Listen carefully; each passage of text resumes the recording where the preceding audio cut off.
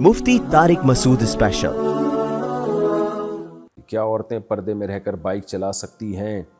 मोहम्मद बशीर हैदराबाद से। शादी करने के लिए लड़की का पढ़ा लिखा होना ज़रूरी है या नहीं? नहीं, अब तक जितनी शादियां कायनात में हुई हैं, अब ख़वातीन में एजुकेशन तो अब शुरू हुई है, असरी तालीम की बात कर रहा हूँ। अलबत्ता तालीम का होना ज़रूरी है।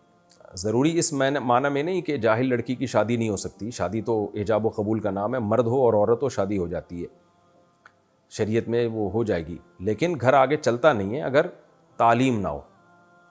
तो अब तालीम किसे कहते हैं? तालीम का मतलब ये सिर्फ ये नहीं है कि मेडिकल कॉलेज की मेडिकल साइंस की तालीम या मैथमेटिक्स की तालीम। तालीम का मतलब ये है कि ज़िंदगी गुजारने के लिए जो बुनियादी उलूम हैं वो उसके पास होने चाहिए।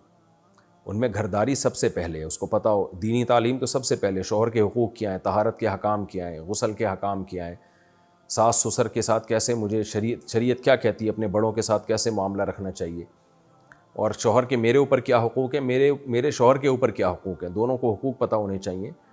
इस तरह की जो बेसिक नॉलेज है, जिसके लिए हज़रत मौलाना अशरफ अली थानवी रहमहुल्लाह ताला ने बस बहश्ती ज़ेवर नामी किताब लिखी थी। वो ख़वातीन ही के लिए लिखी थी, ताकि ख़वातीन इसको पढ़ें और अपनी लाइफ को सुधारें, सीधा करें। उसमें तहारत के हकाम, सफाई सुथराई, बहुत जो घरदारी के लिए जो चीज़ें चाहिए वो उसमें उन्होंने लिखी हुई। तो जामिअत रशीद ने उसको आसान करके छापा है, तस्हील बहश्ती ज़ेवर के नाम से, वो पढ़ ली जाए। इतनी तालीम तो ज़रूरी है सबके लिए। नबी सल्लल्लाहु अलैहि वसल्लम ने फरमाया, तलबुल इल्म फ़रीज़तुन अला कुल्ली मुस्लिमिन व मुस्लिमा। हर मुसलमान मर्द और औरत पे इल्म हासिल करना फ़र्ज़ है। तो उलमा कहते हैं कुछ बेसिक उलूम हैं वो तो सब पे फ़र्ज़ हैं। आगे फिर डिटेल में जब जाएंगे तो जो जिस शोबे से मुताल्लिक़ है फिर उसमें उस शोबे में की उलूम हासिल करना ज़रूरी है। आप ताजिर हैं तो फिर तिजारत के शरई हकाम जानना ज़रूरी है आपके लिए। ताजिर नहीं है तो फिर ज़रूरी नहीं है। तो ये तो बेसिक तालीम जिसको जो इंसान को इंसान बनाने के लिए ज़रूरी है वो सबको सीखनी ज़रूरी है, चाहे मर्द हो या औरत। बाकी फिर ये जो असरी तालीम है आजकल कि मेडिकल कॉलेज में पढ़ना, तो अगर सोसाइटी में इसकी ज़रूरत हो तो ज़ाहिर है मेडिकल कॉलेज में लड़कियों की ज़रूरत है, क्योंकि लड़कियों का इलाज तो लड़कियां ही करेंगी, गायनी में तो लेडीज़ ही होंगी। तो उसमें फिर एक अलग बहस है वो कि कितनी ख़वातीन की ज़रूरत है, कितनी की नहीं है।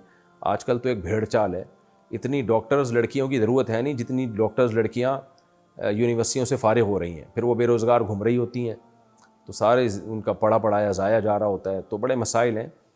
तो तालीम, दुनिया की दीन की तालीम जितनी ज़रूरी है वो तो मैंने बता दिया। दुनिया की तालीम में पहले सोचना चाहिए कि आगे करना क्या है, उसके हिसाब से आगे फिर तालीम हासिल करनी चाहिए। और जो आप करना चाहती हैं, कोई खातून अगर करना चाहती हैं तो आगे उसमें आपको मौका भी मिलेगा काम करने का कि नहीं मिलेगा।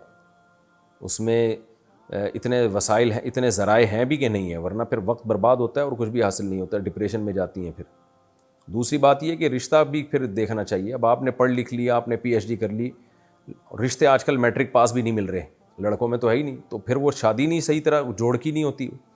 लड़की डबल MA होती है और वो लड़का 8वीं से भागा हुआ होता है। निकाह फिर हम नहीं पढ़ाना होता है, हम खुद खून के आंसू रो रहे होते हैं, यार किधर किसका निकाह किससे पढ़ा रहे हैं हम। तो बस एक भेड़ चाल है, बस चल रहे हैं। तो खुद फैसला करें कि क्या पढ़ना है क्या नहीं पढ़ना। मैं तो एक शरई हुक्म बता सकता हूँ। राजा इंडिया से, क्या चाइना मेहंदी लगाने से गुस्ल हो जाता है? देखें, मेहंदी कोई भी हो या कलर कोई भी हो तो उसका एक फ़ॉर्मूला याद रखें।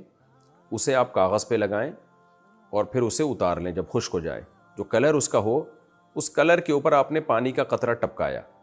अगर वो पानी का कतरा नीचे कागज़ में जज्ब हो जाता है तो इसका मतलब इससे पानी जा रहा है, और अगर वो जज्ब नहीं होता, ऊपर ही रहता है, तो इसका मतलब भाई ये प्लास्टिक की तरह तह जम गई है, इसमें पानी नहीं जा रहा।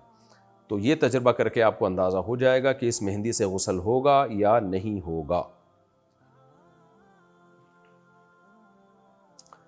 अच्छा भाई, हम अपने वालिद साहिब के साल, अच्छा, रावलपिंडी से किसी ने पूछा, मैं हाफिज़ कुरान हूँ और किसी दीनदार ख़ातून से शादी करना चाहता हूँ, कहीं रिश्ता नहीं हो रहा और हम जहेज़ भी नहीं लेना चाहते, तो इस सूरत में हम क्या करें? रिश्ते तलाश करें, यही करें। मैंने भी यही किया था, मुझे भी नहीं मिल रहा था तो मैंने यही किया। मैंने ये तो नहीं कि आस मुफ्ती तारिक मसूद पे अपना सवाल लिख के भेज दिया या और किसी बड़े बुज़ुर्ग को कहा कि मुझे रिश्ता नहीं मिल रहा, बल्कि मुझे पता था कि वो बुज़ुर्ग को भी अगर नहीं मिल रहा होगा तो वो भी तलाश जारी रखेंगे। मुझे भी नहीं मिल रहा था तो मैंने भी तलाश जारी रखी। तो मैं दुआ कर लेता हूँ आपके लिए, अल्लाह आपको अच्छे सा कोई नेक दीनदार रिश्ता अता फ़रमाए اور آپ کو بھی اگر آپ دیندار ہیں تو اور اس میں ترقی عطا فرمائے، دیندار نہیں ہیں تو اللہ آپ کو دیندار بنائے۔ کیا عورتیں پردے میں رہ کر بائک چلا سکتی ہیں؟ دیکھیں، کسی بھی کوئی بھی وہ عمل جس میں عورت کی باڈی ایکسپوز ہوتی ہو شریعت میں وہ پسندیدہ کام نہیں ہے۔ تو بائک اگر مکمل پردے میں چلا رہی ہے جائز عمل تو ہے، لیکن بہرحال پسندیدہ کام نہیں ہے۔ تو عام طور پر صحابیات سواری کے لگام خود ان کے ہاتھ میں نہیں ہوتی تھی، وہ پیچھے بیٹھا کرتی تھیں۔ اونٹ پر جب بیٹھا کرتی تھیں تو ہودج ہوتا تھا، اس کے اندر جا کے بیٹھا کرتی تھیں، تو ضرورت بھی نہیں ہے نا۔ جائز ناجائز کی میں بات نہیں کر رہا، کوئی مجبوری ہو جائز تو ہے، لیکن بہرحال کچھ ہر جائز کام کرنے کا نہیں ہوتا، پسندیدہ نہیں ہے۔ اس میں حادثے کا بھی بہت خطرہ ہے، بائک کے لیے بہت کانفیڈنس چاہیے، بائک میں خطرات بہت ہوتے ہیں گرنے کے، اور گر گئے تو کیا حشر ہوتا ہے۔ تو خواتین کو اللہ نے کمزور بنایا ہے، وہ ذرا سا کوئی خطرہ ہوگا نا اعصاب ڈھیلے ہو جاتے ہیں، اس میں سلپ ہونے کا، گرنے کا زیادہ خطرہ ہوتا ہے۔ مردوں میں تو ویلیاں لگاتے رہتے ہیں ساری زندگیاں، پھر بھی بچے رہتے ہیں، بہت سے مر بھی جاتے ہیں اس میں، لیکن اللہ نے مرد کو تھوڑا بہادر بنایا ہے، کانفیڈنس دیا اس میں، تو اس میں حادثے کا خطرہ کم ہوتا ہے۔ اس کے باوجود اتنے مرد بائکوں میں کچل کے مر رہے ہوتے ہیں، آپ دیکھیں، کا ٹانگ ٹوٹا ہوا ہے، سر الگ ہو گیا، ٹانگ ٹوٹی ہوئی ہے، سر الگ ہو گیا۔ تو خواتین میں تو بہت زیادہ خطرہ ہے اس کا، اس لیے جان کے خوف کی وجہ سے بھی، اور حیا جو کامل درجے کی حیا ہے اس کا تقاضا بھی یہ ہے کہ یہ کام خواتین نہ کریں۔ اگر کوئی واقعی ضرورت ہے تو کار، چھوٹی موٹی کار لے لی جائے، اپنے شوہر کو کہا جائے، اپنے ابا کو کہا جائے بھئی آنا جانا روز ہو رہا ہے، اس میں خواتین سیو ہوتی ہیں، بائک میں بالکل سیو نہیں ہوتی، باڈی بھی ایکسپوز ہوتی ہے ان کی، اور پھر خطرات، جان کے خطرے بھی بہت زیادہ ہیں۔ تو بہتر یہی ہے کہ چھوٹی موٹی کار لے کے اس کو ڈرائیو کیا جائے۔ ڈرائیونگ میں کوئی حرج نہیں ہے، اگر پردے میں پابندی کے ساتھ ہو، برقع ہو اور پراپر پردہ ہو تو گاڑی چلائی جا سکتی ہے۔ اور ویسے بھی آج کل جو اچھی بائکیں آ رہی ہیں وہ کار کی قیمت پہ ہی آ رہی ہیں، کار میں سیف بھی ہوتے ہیں اور ایکسیڈنٹ کا خطرہ بھی نہیں ہوتا، یعنی کم ہوتا ہے، اور ایکسیڈنٹ ہو بھی جائے تو جان جانے کا خطرہ بھی کم ہوتا ہے۔ بائکوں کا رواج کسی بھی طرح سے ٹھیک نہیں ہے، ہم نے باہر ملکوں میں بھی نہیں دیکھا کہ وہاں کی خواتین میں بائکیں چلانے کا رواج ہو۔ اکا دکا کچھ خواتین چلاتی ہیں لیکن رواج نہیں ہے، کیونکہ ڈینجرس بہت ہے یہ، تو اس لیے اس کی حوصلہ شکنی کرنی چاہیے اس عمل کی۔ ہاں، چھوٹی موٹی بچیاں جو چلا رہی ہوتی ہیں پارکوں میں وہ ایک الگ بات ہے، ظاہر ہے وہ اس کا اتنا بڑا ایشو نہیں ہے، خیر ہے وہ۔ اچھا بھائی، ڈیوٹی کی وجہ سے اور تھکن کی وجہ سے نمازیں قضا ہو جاتی ہیں، تو کیا ہم ڈیوٹی کے بعد ساری نمازیں ایک ساتھ پڑھ سکتے ہیں؟ نہیں جناب، یہ اللہ نے جو 5 نمازیں 5 ٹائموں پہ فرض کی ہیں، یہ اس لیے تھوڑی کی ہیں کہ رات کو آپ اکٹھی 5 نمازیں پڑھ لیں، تو ہر نماز اپنے وقت پہ پڑھنی پڑے گی۔ قرآن مجید میں اللہ تعالیٰ کا ارشاد ہے، ان الصلاۃ کانت علی المؤمنین کتابا موقوتا، نماز مومنین پر مقررہ اوقات میں فرض ہے۔ تو اگر ڈیوٹی کی وجہ سے نماز قضا کرنے کی گنجائش ہوتی نا تو اللہ میدان جنگ میں نماز کو قضا کرنے کی اجازت دے دیتا۔ اللہ نے میدان جنگ میں نہیں قضا کرنے دی، طریقہ بدل دیا۔ سفر میں اللہ نے 4 کی 2 کر دیں، لیکن قضا کرنے کی اجازت نہیں ہے کسی صورت میں۔ کیا عورت پیروں میں مہندی لگا سکتی ہے؟ جی لگا سکتی ہے۔ جاوید سیفی فیصل آباد سے، ہم نے اگر کسی شخص کو نماز پڑھتے ہوئے نہیں دیکھا اور اس کے رشتہ دار بھی اس بات کی گواہی دیتے ہیں تو کیا ہم اس کی نماز جنازہ پڑھ سکتے ہیں؟ پہلے زمانے میں ایسا ہوتا تھا کہ جو نماز نہیں پڑھتا تھا لوگ اس کی نماز جنازہ کا بائیکاٹ کیا کرتے تھے، یہ ہم نے اپنے بڑوں سے سنا ہے، یہ ہندوستان میں رواج تھا اور بھی دنیا میں رواج ہوگا۔ تو وجہ اس کی ہے کہ کبیرہ گناہ ہے نماز قضا کر دینا اور پھر پڑھنا ہی نہیں، کبھی پڑھتے ہوئے دیکھا ہی نہ گیا ہو بندہ، تو اس کے تو ایمان میں شبہ ہوتا تھا۔ لیکن اب یہ بیماری اتنی زیادہ پھیل گئی ہے کہ بہت زیادہ لوگ اب بے نمازی ہو گئے ہیں، تو اگر نماز جنازہ کا بائیکاٹ کیا جائے پھر تو بہت چند لوگ ہی ہوں گے جن کی نماز جنازہ پڑھی جائے گی۔ تو یہ تشدیداً علماء اس طرح کیا کرتے تھے پہلے زمانے میں، لیکن اب یہ حکم نہیں ہے۔ بہرحال ہے مسلمان، کلمہ گو ہے، تو چاہے وہ نماز پڑھتا ہو یا نہ پڑھتا ہو، بہرحال اس کی نماز جنازہ پڑھی جائے گی۔ اچھا بھائی، بیڈ پر اگر کوئی بیٹھا ہوا ہو یا لیٹا ہوا ہو تو نیچے بیٹھ کر کلام پاک پڑھنا کیسا ہے؟ جائز ہے، کوئی حرج نہیں ہے اس میں۔ ہمارے ہاں ادب ودب کے معاملات میں بہت زیادہ غلو ہونے لگا ہے، تو اس کی وجہ سے کیا ہوتا ہے کہ قرآن کی تلاوت سے ہی لوگ محروم ہو جاتے ہیں. قرآن کا ادب کرنا چاہیے، لیکن نبی صلی اللہ علیہ وسلم نے فرمایا لا تشددوا فیشدد اللہ علیکم او کما قال صلی اللہ علیہ وسلم. اپنے اوپر سختیاں نہیں کرو ورنہ اللہ بھی تم پہ پھر سختیاں کرے گا. تو گنجائشوں سے فائدہ اٹھانا چاہیے، جہاں ضرورت ہو وہاں پھر ادب سے زیادہ ضرورت کو ترجیح دینی چاہیے. تو بے ادبی تو جائز نہیں ہے قرآن کی کسی صورت میں، لیکن ادب کو اتنا مسلط کر لینا کہ اس کی وجہ سے تلاوت ہی نہ ہو پائے. اب گھروں میں تو ایسا ہوتا ہے کہ کوئی بستر پہ بیٹھا ہوا ہے، کوئی لیٹا ہوا ہے، آپ نیچے قرآن ہی نہیں پڑھنے دے رہے کسی کو، تو آپ جب پڑھیں گے تو اس کو بستر سے اتر کے نیچے آنا پڑے گا، تو ظاہر ہے اس سے حرج اور تنگی میں واقع ہوں گے لوگ. میرا دوست ایک دکان پر جاب کرتا ہے، 5:30 بجے عصر کی نماز ہوتی ہے، لیکن اس کے باس اسے نماز پڑھنے نہیں جانے دیتے. وہ کہتے ہیں کہ دکان پر ہی نماز پڑھو. تو کیا اس صورت میں باس پر گناہ ہوگا؟ کیا اسے یہ جاب چھوڑ دینی چاہیے؟ مسجد اگر قریب میں ہے تو دکان بند کر کے مسجد جانا لازم ہے. دکان بند کریں نہ کریں، بہرحال مسجد جانا لازم ہے. باس اگر نہیں جانے دیتا تو جاب چھوڑ دینی چاہیے. باس بھی گنہگار ہوگا، کوئی دوسری جاب تلاش کریں آپ. جب تک نہیں ملتی جاب مجبور ہیں، کوئی ایسا نہ ہو گھر میں فاقے پڑھنا شروع ہو جائیں، تو مجبوری میں کریں، استغفار بھی کیا کریں ساتھ ساتھ، اور جیسے ہی کوئی دوسری جاب ملتی ہے فوراً اس کو چھوڑ دیں، کیونکہ لا صلاۃ لجار المسجد الا فی المسجد. حدیث میں آتا ہے جس کے پڑوس میں مسجد ہو نا تو اس کی نماز مسجد ہی میں قبول ہوتی ہے. مفتی صاحب، مرد کے کفن کے 3 کپڑے اور عورت کے کفن کے 5 کپڑوں کے بارے میں کوئی صحیح حدیث ہے تو بتا دیجئے. اچھا، میں اس پہ انشاءاللہ تحقیق کر کے بتا دوں گا آپ کو. یہ مسئلہ میں نے نوٹ کر لیا ہے آپ کا، ٹھیک ہے. محمد رمضان جھنگ سے، ذکر کس وقت کیا جائے، فجر کی نماز سے پہلے یا بعد میں؟ دیکھیں، فجر کی نماز کے بعد ذکر کرنا زیادہ افضل ہے، کیونکہ نبی صلی اللہ علیہ وسلم کی صحیح حدیث ہے کہ جس نے فجر کے بعد اللہ کا ذکر کیا اور اشراق تک ذکر میں مشغول رہا اور پھر اس کے بعد اشراق پڑھی اس نے، تو اس کو ایک حج عمرے کا ثواب ملتا ہے. تو اس لیے افضل یہی ہے کہ فجر کی نماز کے بعد ذکر کیا جائے. بہرحال کسی کو ٹائم کا ایشو ہو تو ذکر نہ کرنے سے بہتر ہے پہلے کر لے، کوئی مسئلہ نہیں.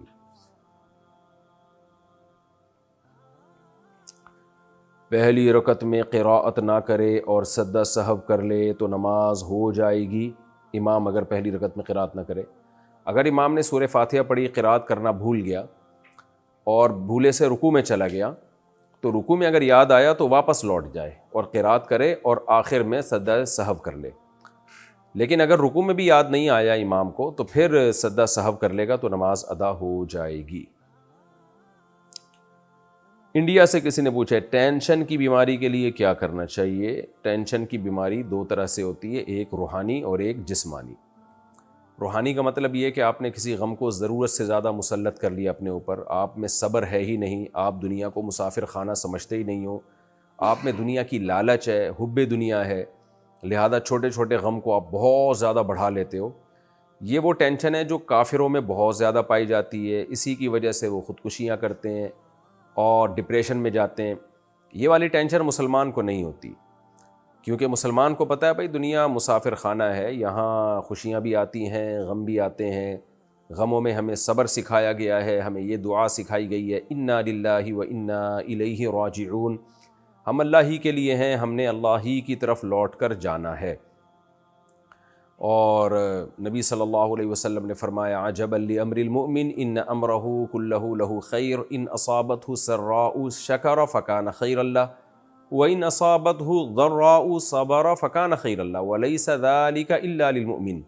مومن کو جب خوشی پہنچتی ہے شکر ادا کرتا ہے تو بھی ثواب ملتا ہے، غم پہنچتا ہے صبر کرتا ہے تو بھی ثواب ملتا ہے. دونوں صورتوں میں درجات ہی بلند ہوتے ہیں، اور یہ اللہ نے پیکج صرف مومن کو دیا ہے. تو مسلمان کے لیے تو صبر بہت بڑی نیکی ہے، لہذا وہ ڈپریشن اور میں نہیں جاتا. تو یہ تو یعنی ڈپریشن کی یہ قسم وہ ہے جو صرف بے دینوں کو ہوتی ہے، بے صبروں کو ہوتی ہے. لیکن اسٹریس اور ڈپریشن کی ایک قسم یہ بھی ہے کہ انسان بہرحال گوشت پوست کا بنا ہوا انسان ہے، بعض دفعہ دل کمزور بہت ہوتا ہے. آپ جیسے بوڑھے لوگ جلدی ٹینشن میں آ جاتے ہیں، بچے ڈر جاتے ہیں جلدی. اب بچے جو جلدی ڈر جاتے ہیں تو اس کی وجہ یہ تو نہیں ہوتی کہ ان میں دنیا، یعنی وہ دنیا کی لالچ ہے یا ہوس ہے، یا بوڑھے آدمی جلدی ڈر جاتا ہے. وجہ اس کی ہے کہ دل کمزور ہوتا ہے، اعصاب کمزور ہو جاتے ہیں. تو اس کا حل یہ ہے کہ جسمانی صحت کا خیال کیا جائے. تو جسمانی صحت ٹھیک ہوگی تو آپ کے لیے ٹینشن کو برداشت کرنا آسان ہوگا. جسمانی صحت خراب ہوگی تو ٹینشن چھوٹی سی بھی آپ کو بڑی لگے گی، کیونکہ آپ کے اعصاب اور پٹھوں میں طاقت ہی نہیں ہے. تو اس میں پھر کیا ہوتا ہے، آپ کے دماغ کے جو کیمیکل ہیں آگے پیچھے ہونے لگتے ہیں. پھر آپ ڈاکٹروں کے پاس جاتے ہو، سائیکیٹرسٹ جو ہیں پھر آپ کو میڈیسن دیتے ہیں وہ کیمیکل کا توازن اس کو بیلنس لانے کے لیے. تو ٹینشن کی یہ والی قسم کا علاج ڈاکٹروں کے پاس ہے، یہ علماء کا شعبہ نہیں ہے. علماء پہلی والی ٹینشن کا علاج کرتے ہیں جو بے صبری کی وجہ سے آتی ہے، دنیا کی محبت کی وجہ سے آتی ہے، دنیا کو مسافر خانہ نہ سمجھنے کی وجہ سے آتی ہے. اور جو دماغی کیمیکل آگے پیچھے ہو جائیں اس کی وجہ سے جو ڈپریشن اور اسٹریس میں انسان جاتا ہے، اس قسم کی ٹینشن کا علاج یہ سائیکیٹرسٹ کے پاس ہوتا ہے، ڈاکٹروں کے پاس ہوتا ہے. تو اگر کوئی یہ والی ٹینشن ہے تو آپ کو چاہیے کہ آپ ڈاکٹر کے پاس جائیں، وہ آپ کو میڈیسن دے گا، کچھ آپ کے جو کیمیکل آگے پیچھے ہو گئے ہیں ان کی سیٹنگ پلک پانا لے کے ان کو سیٹ کر دے گا، تو یہ علاج ہو جاتا ہے. اچھا، اس میں ہمارے ہاں بڑی مصیبت یہ ہے کہ بچوں کو اس طرح کی کوئی اسٹریس ہو، ڈپریشن میں ہو، اور ان کو پھر اس خوف کی وجہ سے کچھ نظر آنے لگتا ہے تو فوراً عاملوں کے پاس لے جا کے ان بچوں کی اور اپنی زندگیاں برباد کر دیتے ہیں. عامل ایک نمبر کے بے شرم بے غیرت ہوتے ہیں، وہ جا کے بتا دیتے ہیں، ان کو خوف تو ہے ہی نہیں خدا کا، وہ بتا دیتے ہیں اس پہ چڑیل ہے، اس پہ جن ہے، اس پہ بھوت ہے، اس پہ فلانا ہے، اس پہ ڈمکانا، بنیان سونگتے ہیں وہ. تو آپ تجربہ کر کے دیکھ لیں، عامل ہی کا اپنا بنیان چوری کر کے اس کو سنگھا دیں، اس کو بھی کہے گا کہ جنات آئے ہوئے. تو اس لیے جو ہے وہ عاملوں کے چکر میں پڑیں گے تو، اور پھر وہ مسئلہ پیچیدہ ہوتا چلا جاتا ہے. تو شروع میں ہی ڈاکٹر کے پاس چلے جاتے نا تو اس مصیبت میں نہ پڑتے، شروع میں ہی ٹھیک ہو جاتے. تو لوگوں نے کیس بگاڑ دیے ہوتے ہیں، پھر وہ ڈاکٹروں سے بھی نہیں سنبھلتا ہے کیس.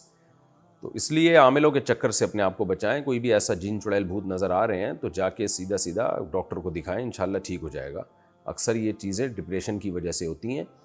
اور رقیہ کرنا ہے تو سنت رقیہ، سورہ فلق سورہ ناس پڑھ کے خود ہی بچے پہ دم کر لیا کریں، آیت الکرسی پڑھ کے خود ہی اپنے بچے پہ دم کر لیا کریں. عاملوں کے پاس نہ لے کے جائیں، نہ کسی شف کے پاس اور نہ کسی عامل کے پاس. اچھا میرے بھائی، مجھے کسی نے بتایا کہ سورہ 3 پڑھنے سے ڈیلیوری میں آسانی ہوتی ہے، رہنمائی فرمائیں. میرے علم میں کوئی ایسی دلیل نہیں ہے کہ سورہ 3 پڑھنے سے ڈیلیوری میں آسانی ہوتی ہے. اللہ تعالیٰ سے بس 2 رکعت پڑھ کے دعا مانگنی چاہیے. مسز وجاہت، میں نے سورہ بقرہ شادی سے پہلے سن کر یاد کی تھی، شادی کے بعد مصروفیت کی وجہ سے بھول گئی، کیا اس کا بہت زیادہ گناہ ہوگا؟ یہ جو حدیث میں آتا ہے نا، قرآن پڑھ کے جو بھول جائے تو بہت سخت گناہ ہے، تو اس کا مطلب جو راجح مطلب ہے وہ یہ ہے کہ دیکھ کے بھی نہ پڑھ سکے. پہلے زمانے میں اس بات کا امکان تھا کیونکہ کتابت سیکھی جاتی تھی، بہت وقت لگتا تھا، اتنے کتابت کے طریقے ایجاد نہیں ہوئے تھے، تو اس میں اس بات کا امکان تھا کہ کتابت ہی بھول جائے. لیکن اب ایسا نہیں ہے، تو اس لیے یہ نعمت کی ناقدری تو ہے یقیناً.